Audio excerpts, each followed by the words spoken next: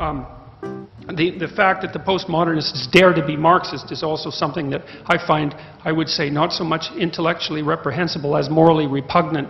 And one of the things that the postmodern neo-Marxists continually claim is that they have nothing but compassion for the downtrodden. And I would say that anybody with more than a cursory knowledge of 20th century history who dares to claim simultaneously that they have compassion for the downtrodden and that they're Marxists are revealing either an ignorance of history that's so astounding that it's actually a form of miracle, or a kind of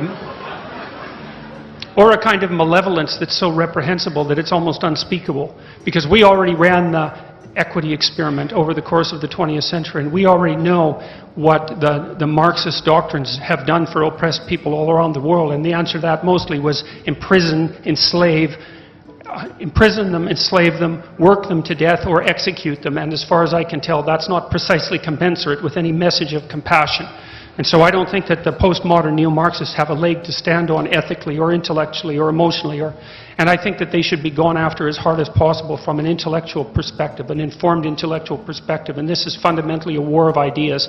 And that's the level of analysis that it should be fought upon. And not only is it a war of ideas, I think it's one that can be won, because I think that especially the French intellectual postmodernists are a pack of, what would you call them? Well, we could start with charlatans. That's a good one. Pseudo-intellectual would be good. Resentful would be another. And then I would also consider them they're highly deceptive in their intellectual strategies, because almost all of them were Marxist student intellectuals, and they knew by the time the Gulag Archipelago came out, and even before that, that the nightmares of the Soviet Union and Maoist China were of such magnitude that they had completely invalidated any claim to ethical justification that the fundamental Marxist doctrines had ever managed to manifest.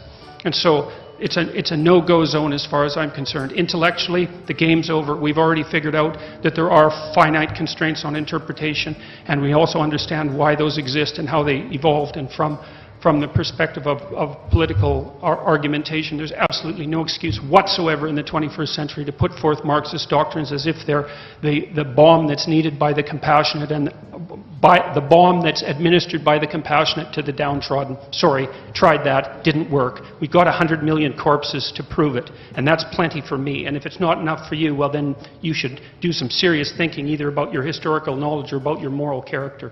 So that's the first thing.